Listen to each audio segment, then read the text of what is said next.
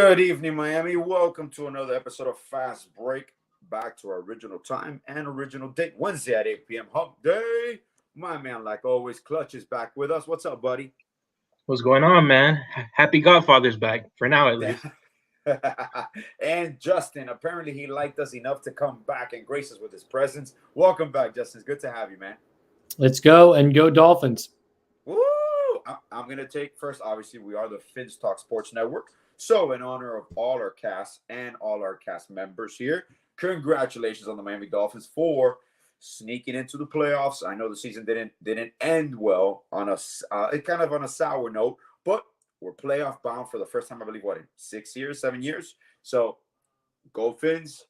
Let's get an upset. Let's shock the world. It's gonna be difficult, but we're all with you guys. So Fins up. But this is Fast Break. This is a sports show. A basketball sports show. So we're going to talk some Marlins news just right off the bat. I believe we just traded Miguel Rojas to the Dodgers. So we don't have a Marlins podcast, so we're going to give them their 5 seconds of fame here. I'm a diehard Marlins fan. I've been through both breaks, both fire sales. I understand we're building the right way again and again and again. So I'll just be quick, Justin. I don't know if you ever follow the Marlins really or whatnot, but what do you see from afar? You're in the complete polar opposite, man. Dodgers have one of the highest payrolls, an owner that's willing to spend anything to win. So what can you offer us? I'll give you a couple of perspectives. I live in Los Angeles. I've seen the Dodgers open their checkbook big time over the last 6 years that I've lived here. I'll also give the perspective from a fan of the world champion Houston Astros and say that you can build this way. You can rebuild with high draft picks, some good free agency moves, some really smart GMing up in there. So, hey, the Marlins have a bright future as long as they get the right people in the front office, because that's the key. Have the ownership on board, have the front office on board, which the Marlins just haven't had for a decade plus now. If they can get back on that train, then boom, they're right back in contention. Clutch, you're living color here. We've talked about this off camera. I know we just saw the Miggy move. We understand where it's going. What do you see about this year, Clutch? Like, it's exciting because our pitching is still top notch. I mean, I'm excited for all those 2-1 games where we can't hit a home run. But at least we'll keep the score low, so that's good. That's good for the gambling. Like, seriously, I haven't been a Marlins fan for way too long. Like, I started when Stanton was in Miami chasing the home run thing. Oh, okay, a few years ago. Okay. I decided I got on the bandwagon then because I didn't really follow baseball before that. And I was a fan. Then they traded him, and then I was sad. I stopped watching for like a couple of years. Came back when Jazz started, like a little bit before Jazz started doing Jazz things. Now you see, Jazz is electric, man. Jazz is electric. And it's really one thing I've noticed. It's pretty hard being a Marlins fan. I feel sorry for the people that do this full time. Yeah, thank you, man. Appreciate your condolences. Appreciate it. But with that said, we got your 5 minutes now. Let's switch over to what matters to us the most this hour. We'll start off with the NBA in general. This is something that I've been impressed with because I'm a fan of the game personally, and for many years, there's always usually a team that dominates an era. That's across all sports. In football, you had the Patriots. In baseball, you had the Yankees for a time period. In basketball, you had us, the Heat, 4 years. Then you had the Warriors. Before you had the Bulls. So we understand how that works with dynamics of decades. There seems to be a newfound sense of parity around the NBA this year, where across the league, we don't have any favorites right now, honestly, for title contention. Maybe you have the Celtics on one end. You possibly have the Bucks. Maybe the Nuggets pushing in the West. But there's really no clear cut. And I'll go to you, Justin. Are you a fan of parity in sports per se? I know some people try to manage salary caps so you can kind of like have talent all across the board. So small market teams can compete with larger markets. Are you a fan of parity right now, or do you miss eras of just pure dominance? Well, seeing it from a fan's perspective, if your team is not in contention, like my Houston Rockets, you want to at least see some good basketball. And for that, you don't necessarily want to see 1 to 2 teams dominating every year. We got bored of that when we saw Cleveland and Golden State for 4 straight years Then Golden State came back another year, took a couple years off, came back another year, won that one. Like at least the Warriors have been fun to watch. The also with when the Heat were amazing with the big three, that was fun basketball to watch. So I'm kind of in the middle here because if we want good quality basketball and we want like good dominance, I'd say like right in the middle. You want to have a good product out there to watch. Sometimes it happens with dominance. Other times it's more even spread out a year like this. But I think it makes it more interesting and a lot more difficult for Vegas bettors. That's true. That's true. And before I kick it a clutch, I do apologize if you hear any buzzing sound. I'm having some technical difficulties today, so bear with us. We love you, and we appreciate your kindness for sticking with us. Clutch, how do you feel? Same question to you. Do you like this competitive edge for every team, or do you miss dominant eras? I miss dominant eras when it was Miami being dominant, but That's one-sided, bro. but We yeah, can all agree on there. I miss it when it was us, but when it was back to back to back to back years of Golden State Cleveland, that kind of got annoying. And now you're seeing the Celtics on top. The Nets are starting to pull it together, even though KD's out now. So we'll see where that goes. The Bucks have remained a steadying force in the East for the last couple of years, but this year you pretty much the fourth through what the fourth through ninth or 10th seed is like pretty much Yeah, in arm's length it's like between two or each three other. games apart. Yeah, so I like the competitiveness in the East. I mean, the top three are pretty much kind of set right now, but it's pretty competitive in the East, and I love the surprises in I like the parity in the West where you have teams that you would never expect to be even in the hunts like this late into the year that they're Yeah. there, like the Kings, for Okay. example. So I really like the parity in the NBA this year, and it's kind of like it comes at a good time when the Heat are kind of a middling team right now, trying to figure it out. So Yeah. it benefits a team like Miami. So hmm I like the parity this year. And actually, and you just made a good point. And before I segue to the Heat, in regards to that, it's I don't really see in the next 2 or 3 years any dominant team taking over because there is parity in. I would say maybe in the East, maybe the Cavs push ahead too. But you have teams up and coming like me. Justin and I talked about it last week. The Magic, you have the Thunder, you have the Rockets also that are young right now. But within 2 to 3 years, the league is going to even have more parity across the board. So I think we're due for a parity competition for the next possible decade, where teams are extremely competitive, but there's no clear cut. There's always going to be, your top tier with maybe like one or two teams, but there's really no clear cut repeat champion that we see in the forefront, especially as LeBron James, kind of ends his career maybe eventually within this decade, maybe. But since you mentioned that and you talked about the Heat, I wanted to touch upon our weekly episode of State of the Heat. We have seen them kind of start to go on a run, and now we have Bam's hand contusion, which is going to miss a few games probably. Caleb Martin's out, Tyler Hero's out. Two topics for me that I want to touch upon, and you guys feel free to fire back with anything else in regards to that.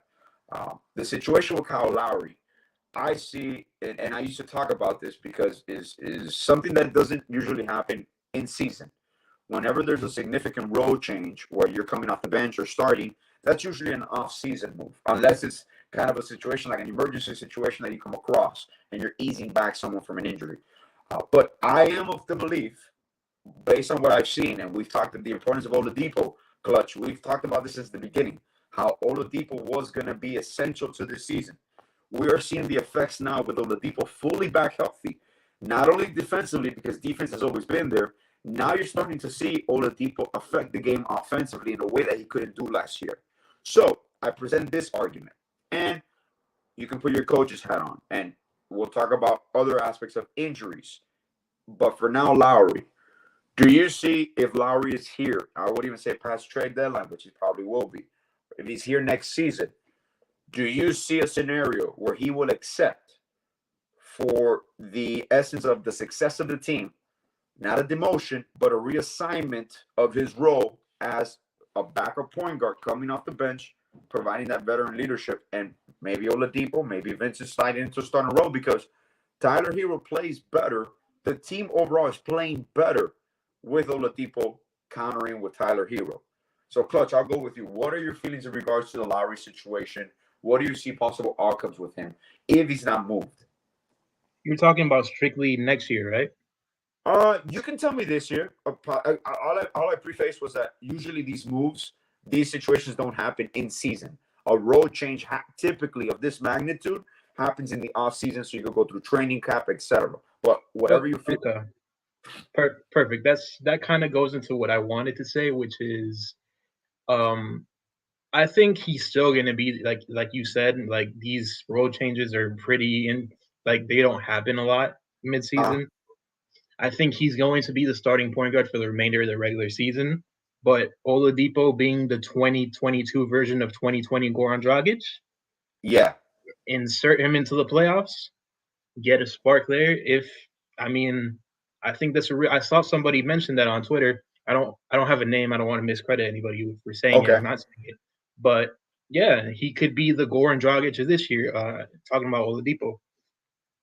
And the one that would have to bite the bullet and go to the bench would probably be Kyle Lowry, because you've seen an emergence from Tyler. You can't bench him. Jimmy and Bam, you're not going to bench. And you're not going to go that small where you just put in Oladipo and take out Caleb Martin or whoever's at the 4. You're just not going to go that small. So the odd man out is Lowry. I still think he can contribute greatly to the team off the bench in the playoffs and whatever. But going to next season, I mean, at some point you have to realize that you're older and you want to contribute to the team just like all these former Miami Heat guys have done. Goran Dragic, he was a starter, and then he accepted the bench role. Dwayne Wade, he came back. If Dwayne Wade can grow, like Kyle Lowry has no excuse. Like if Dwayne Wade can take the bench role and play he played his ass off. He was great off the bench. Then Kyle Lowry can do the same thing. He's no, like, I don't want to say, I don't think he's a diva in that way where he'd be like, oh, I want to start. Yeah. He kind of has to realize where he is in his career and what benefits him. Maybe shorter stints off the bench will help him produce more later in his career. So if he's here next year, which is a big if, I think, because expiring contracts are valuable in the NBA, and if the Heat find the right move, I think they'll make it. Absolutely. I think, I would probably try to get him off the bench next year. And one thing that you said before I go to Justin, the amazing part is with Oladipo, he's on a team-friendly contract next year. So if he continues this route, obviously we might have to look into an extension 2 years from now. But next year, it's a team option. So he is under contract at a fairly great value if he continues his production and his maintenance and his health and all that. So Justin, I'll go to you in perspective because we know with Kyle Lowry, people don't even, unfortunately, people see a basketball player and based on how much you earn is sort of a totem pole of where you should be playing. So I'm not a big believer in that. I have no issue whatsoever for my team that $40 million player is better off the bench with my bench unit. I'll put him in the bench. I don't care. Me particularly. You from the outside in, how do you feel that situation can go with Kyle Lowry this year or next year or this year? With Kyle Lowry, he is getting up there in age. And if this were any other organization than the Heat, I'd be looking to get out of there and get one last paycheck or accept some veteran minimum role and go somewhere and compete for one last ring. At the moment, Miami is the AC, which can change very easily. It's still early enough in the season. But you'd have to look at your outlook and see, where is this team going? Do I really have a chance to compete here? Or can I go somewhere else and win? Or can I go somewhere else and get paid again? But like I said, that's if this was a different organization than the Heat. That being said, the Heat are different. You see veterans come in and they do all they can to help others win because it's a greatly run organization. Pat Riley, the Godfather, knows exactly what he's doing. It's Miami. Come on. Who doesn't want to go to Miami? Beautiful weather, beautiful beaches. You're playing in one of the biggest, best markets. Like, come on. You're right there in Brickell. what I'm trying to say is I think Lowry would be foolish to think that he's going to do better somewhere else and say, look, I'm just trying to get paid or I'm just trying to win. Enjoy life, Kyle. You won a ring. Stay put, come off the bench, sacrifice a little bit. And that's a great point, because that's one thing that people don't realize as you get older. Also, your basketball is always going to be important. Your team's always going to be important, but your family becomes a priority at that age. Your children are starting to grow, get older, so you want to have a family atmosphere wherever you're located. And a lot of people like to just think that these guys are professional athletes; they can deal with whatever. But these athletes have situations just like us regular Joe Schmoes do at home. They have wives, they have, and the female athlete, they have husbands, they have children, they have parents, they have emergency situations, they have shortcomings. It's normal. And I always like to see when coaches take into consideration who these players are. And I know players that have accomplished a certain status in the league, they do get the respect that other players might not get. But with that respect also comes the sense of we have to sacrifice for our team. So I don't think there's going to be a situation if Kyle is here, if that is a role that is asked of him, I do believe that he will adapt to it and he will excel in it. Because I've been a big believer, I've been a big advocate actually. I believe this year they should, even if Kyle's going to continue to start and he gets your team in order, he gives you, I have to give credit where credit's due, and I always have.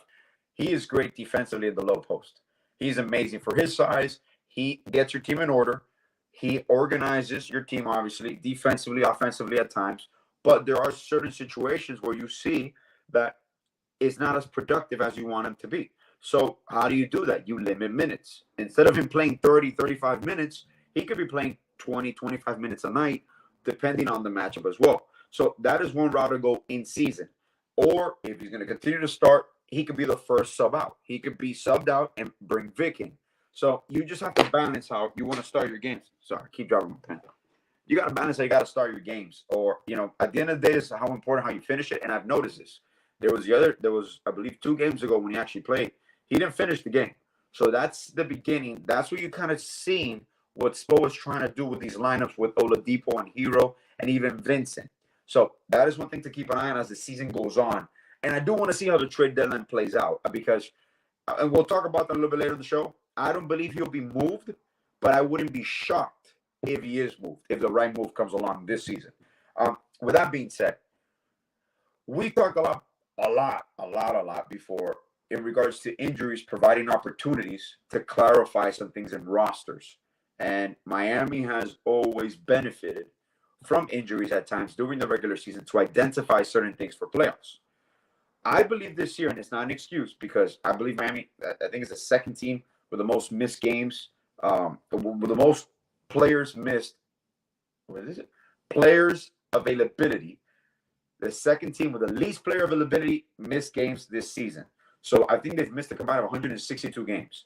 Our rotation is very difficult to have continuity and build some sort of role when you have that situation ongoing. So I'm going to go with you first, Justin, on this one. I'm a big believer in injuries sometimes provide opportunity. There is some clarity, even with Jamal Cain. If the proper move comes along, I do believe Jamal Cain and Orlando Robinson will finish the season on standard contracts. That I believe that is the front office main goal. Stay relieve the luxury tax because you're going to be a tax-paying team, so you don't want to kickstart it this year. You're going to be under the tax. If you trade certain players, you're going to require less in return. So then you can transfer over and give Orlando Robinson and Jamal Cain standard contracts and maybe have other two-way players.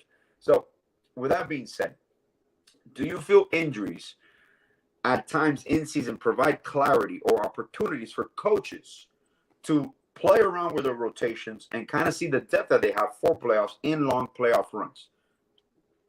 The answer to that's a clear yes. You look at any sport, how else do any of these quarterbacks in the NFL get their opportunities? Because of injuries. We wouldn't know who Tom Brady is without the injury that Mo Lewis hit on Drew Bledsoe back in 2001. And look at years ago in Denver when Michael Porter was injured, you had other guys stepping up and playing. When Jamal Murray was injured, you had those guys stepping up and playing. And I think this is no different for the Heat too. You've got some young guys who've got all the potential in the world coming off the bench and giving you some quality minutes, quality time, and it's growth. these guys are getting the experience they need for those big games when down the line, if they do get those mainstay contracts going forward, and they'll remember all these things, these minutes now, and they'll perform big time in those big moments. Clutch, we've seen it firsthand, and we've talked about this diligently for the last couple of weeks about rotations, even though the situation with Omer. And there's something that happened yesterday, and Justin, I'll give you a chance to respond again. We saw a little on-court situation with Dwayne Dedman, our favorite, mechanic. I, for a very long time on Twitter, have been vocal that he should not be getting any playing time at all. I understand the situation yesterday where we were only down to 9 men, and we needed him out there. The moment he comes in, he's a minus. Like, the moment he checks in, the other team automatically is like points just start coming on the board. Like, he has to have the worst plus and minus in the NBA this year. And if Clutch, if you actually can you look, and if you look for it later for me, if you can see it, I believe he has to have the least one. But first, I want to get your point of view. Well, this season right here with Dedman, did we just see the last minutes in a Heat jersey for Dwayne Dedman? God, I hope so. God, I hope so. Like, you saw last year, you saw like a skirmish on the bench with Spo, but it was Jimmy Butler. It was Jimmy Butler. Like, Dwayne Dedman is no Jimmy Butler. Exactly. And he has no place to be getting into it with, I think it was Caron Butler. And he didn't storm off the bench to go to the locker room. Throwing a massage gun onto the floor. Yeah. Like, dude isn't valued. He isn't like big enough on the Heat to be pulling stuff like that. He's a backup center who gives up a ton of points every time he's on the floor. He's probably, when everybody's healthy, he's the 4th best center on the team. Yeah. So I hope we've seen the last of Dedman. The only thing is who's gonna take him? I mean, I guess there's gonna be teams out there that need a backup center that might see something in Dedman that I don't see, but no. And remember, he's an expiring contract, so that's next true. salary is not a guarantee. So it's just part of a package deal. No one's gonna get Dedman straight up at all. It has to be. It has to be like something where you put in Duncan Robinson. Yeah. Dedman, maybe a pick to get a small upgrade. I think I saw earlier today. I don't know who it was reported by that they were interested. The Heat were interested in Tim Hardaway Jr. Yeah. I mean, Adam Borey, I think. I forgot what his name is. Yeah. He mentioned it, and I wanted to ask in regards to, because we're still a month away from the trade deadline, right? So the kicker now is January 15th. These contracts become eligible to be moved. So obviously there's going to be an uptick. There's going to be some moves before the deadline. Usually deadline week is really hectic, but there might be 1 or 2 moves. The Tim Hardaway situation, when it came up, Tim Hardaway's under contract for 3 years. So unless you can get Finney Smith too, and I don't know if Reggie Bullock, or I really don't want Bertans, because that's just a trade-off. And I wouldn't trade Robinson for Bertans, because he's just going to sit on my bench for 3 years, or I'm going to move him again. So there has to be some sort of a package deal. It's a win-win situation. But now the interesting part here, who was a team that was rumored to be trying to acquire Kyle Lowry last year? Yep, Dallas. The Pelicans were in the mix, but Dallas needs help for Luka.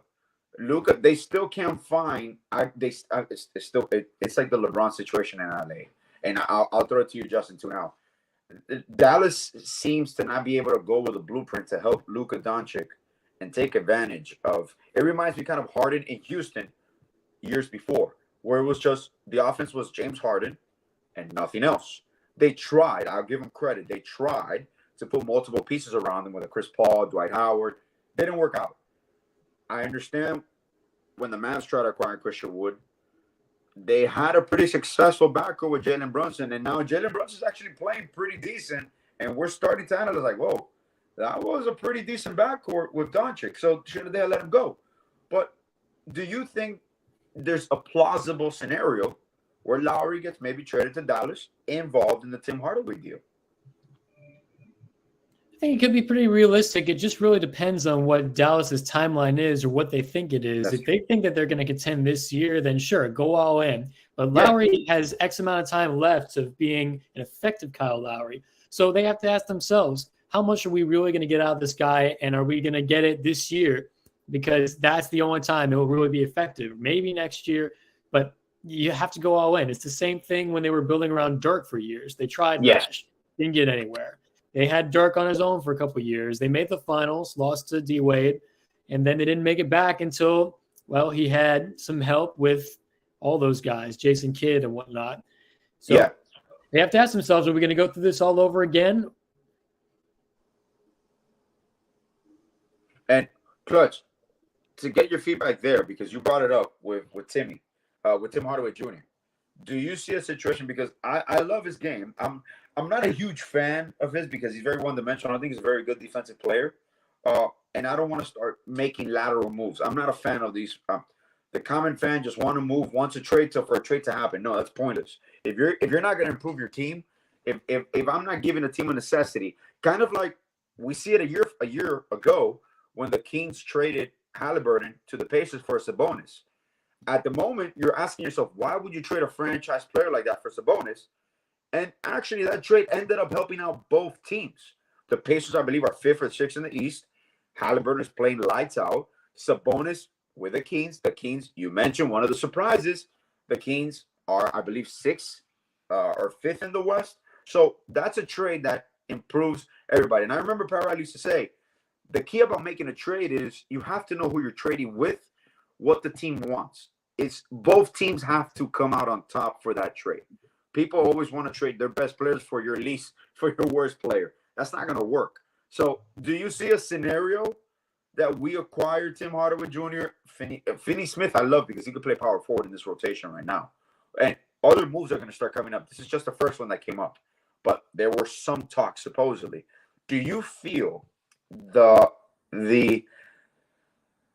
electricity on the team, there's some sort of connection that you've seen? Is it just me, or do you see Kyle Lowry a little bit distant from the team? Clutch. I mean, yes, and I think it started happening when Spo stopped playing him late in the fourth quarter. Okay. And he kind of gave that reign to Oladipo and Tyler. Yeah. To run the show. Okay. Because, yeah, I mean, there was the clip of when I think it was when Tyler hit the game winner that everybody was so excited and Kyle was just there. Just there. Yeah. So I think I don't know what's going on with Lowry. I don't know if it's the worst case scenario where he just thinks he's just that good and he should be out there and he's pissed that he's not out there. I hope that's not the case because that just messes with team morale. Uh-huh. There's just a disconnect there between Lowry and I think Lowry and Spo. Yeah. And they've been very amicable. They've been very professional. Player coach. They've always been very supportive. And Spo has always had nothing but great things to say about Lowry. So I'll give him that. I don't. The only thing that sucks to me with the Lowry situation, with his whole personal situation last year, I feel that we're never gonna really know once again what could have been with a full functional, I would say, Kyle Lowry in shape last year. Because what kind of killed us against the Celtics was Kyle Lowry really breaking down. And obviously, Tyler Zero's injuries, no excuses. Once again, no excuses from us. But that's kind of like what derailed their season there because you couldn't count on them. It was just Jimmy had to carry everybody. So I don't know, man. I just feel it's a very weird situation because I do believe, like Justin mentioned, this season plays perfectly to the Heat situation that's going on right now because this team could go on a row and maybe win 5 or 6 games, and we're in the 4th seed. So we are playing, but now we have to have the consistency. And I was impressed because I love these games when superstars are out of the lineup and maybe there's only one superstar. And I never understood this because as a basketball player, they play so freely, so carefree. I guess the psychological aspect too, that no one is counting on them to perform at such a high level. When an athlete plays freely, he becomes his true self, and it shows on the court. And obviously, you don't run certain set plays for certain players, or players don't need to have excessive touches. The ball's just moving. So I'm a big fan of that. I've always vouched for teams to play like that, even when their superstars are playing. I don't understand why you can't have a team concept that, hey, if we're balling out today and Jimmy only shot the ball 5 times, that's okay. But generally, teams try to play to their identity, try to play to their offensive philosophy. So do you feel this year, even with the injuries, do you feel a Miami Heat run coming? Because I feel there's something brewing. Even in the losses, I've seen a difference in combination, just the fact of having Oladipo there and Vincent there. So do you feel there's something brewing where we're going to go on a run right now? Our clutch, I'll finish, and then I'll go with you, Justin. I have this philosophy, and it's always worked out for me. So Okay. as long as we have Jimmy Butler, we're going to be all right. Okay. So yeah, I think as long as you have Jimmy Butler, you have a shot. You'll figure it out. Yeah. I think there was an asterisk on that 2021 playoffs because of the quick turnaround and everybody was breaking down. So I'll give the asterisk on that, but I just think 2 of the 3 full seasons that Jimmy's played, we've made Eastern Conference Finals or better. So as long as we have him, I think he's just so much of a winner that it affects the team psychologically once we get to winning time when it's the playoffs. And obviously, like guys like Pat Riley and Eric Spoelstra also have that mentality. They want to win. Spo brings the best out of players. Pat I think he's going to realize, at least to make a similar move to what they did in 2020 when they brought in Jay Crowder and Iguodala. Yeah. I think they can make a similar trade there, and because after that trade happened, that's when the Heat really got going in 2020, and they ended up in the NBA Finals. So I think the Heat got something brewing. I know it's gloom and doom when we lose these games, but to the Denver and then to Brooklyn, who are really good teams, but we probably still should have won at least the Brooklyn game. And we should have won the Denver game too. Not gonna lie, we should have won that game. Yeah, that's true because both of those games were up late. Yeah. So and we don't play well in Denver. We rarely ever play well in Denver. So I was impressed by that. I was really impressed. Yeah, but I think the Heat have a makeup this year where everything's just starting to fit in the right places. Bam is becoming a straight up monster. It's too bad that he got hurt, but he'll be back soon. I think he's probable for tomorrow's game. It's just a contusion. Yeah, so I mean, Bam's playing like a monster. The last few games, he's averaging over like 27 a game, something crazy like that. Yeah. You got Tyler Hero that steps up late in a lot of games. I think he has like 3 game winners this year. Yeah. He's your clutch. He's a clutch shooter. He really is. So I think everything's just starting to fit together. I think the only question mark is going to be that Kyle Lowry situation. Yeah. And I don't want to not go through this without saying good things about Oladipo, and he's apparently back to being what he is because the scoring is kicking up a whole lot. The shot looks a lot better. His defense is always going to be there. He's probably the best. He's right there with Jimmy as the best wing defender on the team. Yeah. So I really like the makeup of this team, and once they put it all together, and maybe with a move in February, maybe we can get over that hump and make a little bit of noise in the playoffs. Hopefully, a lot. Yeah, we should. Justin, I'll kick it to you, man. What do you feel?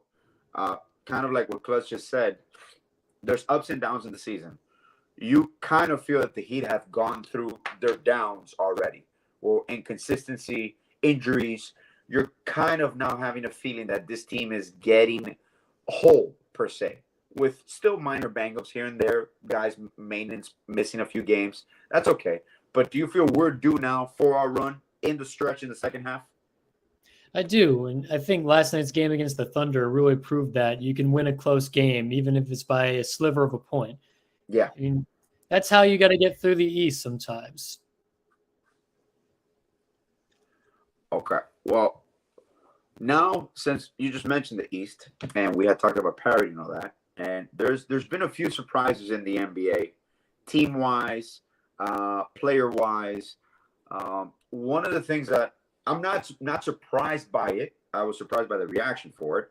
The Rudy Gobert trades, the DeJounte Murray trades, they were seen maybe as like shifting moves, where franchise obviously altering moves, where they went counterproductive because they in Atlanta they acquired Murray to play with another guard, another point guard, another ball heavy dominant guard in Trae Young, and then in Minnesota they acquire a center that's going to take up space where you have Karl Anthony Towns and Edwards and Russell, so you kind of like just remove their games. So some people might say they're surprised by it not working. Me particularly, I'm not surprised.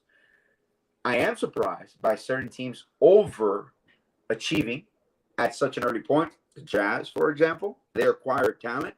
They're over the top right now, way, way, way above what you've seen. I'm surprised, not surprised, but I am, I would say, taken aback by the quick ascension of Donovan Mitchell. When you remove it from the Gobert situation, he's a straight out baller. And we always knew he was a scorer, but he's taken it to another level. So I'll go with you, Clutch. You can say player, team. This is the midseason officially of the NBA. Is there anything that surprised you, that stuck out to you, player-wise, team-wise, lack of moves from certain teams? Anything in the NBA world that you were like, I didn't expect this?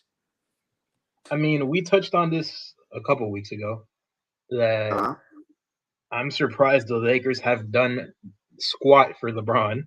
Yeah. I mean, we spent a whole episode talking about this, so I'm not going to go into way too much detail. That's fine. But That's fine. You can talk about they it. haven't done anything for LeBron. That's a surprise for me. I heard they don't want to part with a first rounder for Bojan Bogdanovic. Yep. Okay, you don't want to help, I guess. So that's surprising. I thought they would do something. I mean, they still have time though. And do you feel they'll do a panic move? I mean, depends how LeBron pushes them. If he pushes them hard enough, they probably will. Because I think they will. They have the plan to just let Russ's contract expire and make the moves in the offseason to get a third star next to Anthony Davis and LeBron. But like LeBron's old, man. He wants to win now. Yeah. And any year wasted is a year wasted. Year. Exactly. And a team that shouldn't surprise me how good they are, but still kind of do, the Pelicans. Third in the West. Yep. They put it together. Like, I mean, that's why I say I shouldn't be surprised. Brandon Ingram, Zion Williamson, and they're putting it all together. They made the right picks and moves through the draft and through some trades. Yeah. And acquiring CJ McCollum was amazing. Yeah. I think their whole roster. I don't know if I could say they flat out won because the Lakers won the championship, but I think at least the trade was very even. The Pelicans got what they needed to get out of that Anthony Davis trade, and they're third in the West, and it looks like they could make some noise if Zion can stay healthy. Yeah, and teams like up and coming teams like the Kings, the Grizzlies, and the Mavericks are like, it's going to be a really fun Western Conference playoffs to watch. It is, and now that you mentioned that, that's one of my biggest surprises. The Kings, how they've been able to put it all together in short time. I mean, Mike Brown is a defensive coach, and all that team needed was discipline because talent they had.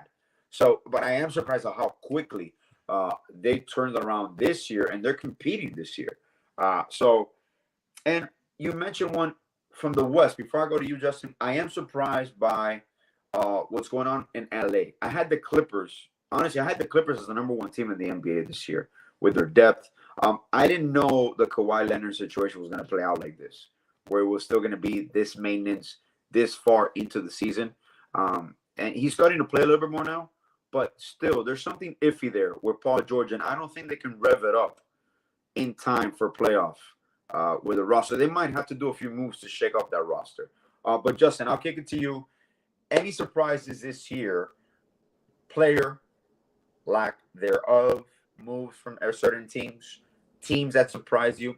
Floor is yours, my man. I'll start with something that was a little bit of a disappointment surprise that Golden State has struggled this much, especially on the road. True. Now you're starting to see them lose at home. I know Steph's been hurt, but still, you're the reigning champion. You got to have a little bit more fight in you than that. And maybe Gary Payton losing him to Portland is affecting this. Yes. Maybe the team psyche in some way. Juan Toscano-Anderson, too, is gone. Now, I'd like to highlight a team that's not quite in the playoff picture, but they're surprisingly getting close.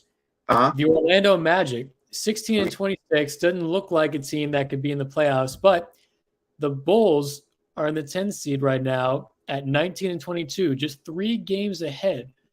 And you look at how much young talent Orlando has, and they're just now getting Jonathan Isaac back. Imagine what they could do if they just figure this out. I think this could be really good for them in the long run if they do get in the play-in tournament, just to see, okay, we've clearly got our alphas here. These 2-3 guys are going to be our guys going forward. And then everybody else is an expendable commodity that we could use to bring some more veteran guys in. And then lastly, I want to touch on the Kings. And look, they went all in. They finally are trying to make the playoffs, and they're really all in this time. Hiring a competent coach in Mike Brown, making the Sabonis trade was a big risk. Losing Tyrese Haliburton, a solid young guard, probably the best player from his draft class. But it worked out for both Indiana and Sacramento pretty well. You've got Sabonis playing at his all-time level right now. Fox is doing his thing. Meanwhile, Indiana is holding tight at the 6th seed, I believe, right now in the East. Correct. So look, you got some surprises here. You got some good teams. You got some good young talent getting put together. It would be a cool year to have a younger team win it that we just didn't know about this year, if it's not Miami. Yeah, and like you mentioned, they are going to make some noise, and I wouldn't put it past them. Well, before the season, we have Bulls on tap on the podcast, and I want to get them back because we had to talk about the Bulls, and I kind of like mentioned to them that I think they plateaued already, that they peaked. Lonzo Ball situation obviously doesn't help. So you have a roster that I'm going to keep my eye on them come trade deadline, because I'm actually intrigued, because this trade deadline could be one of the most interesting ones, because there is no like we mentioned, there's no clear cut team above the rest. Obviously, you got the Celtics in the East, the Bucks, etc.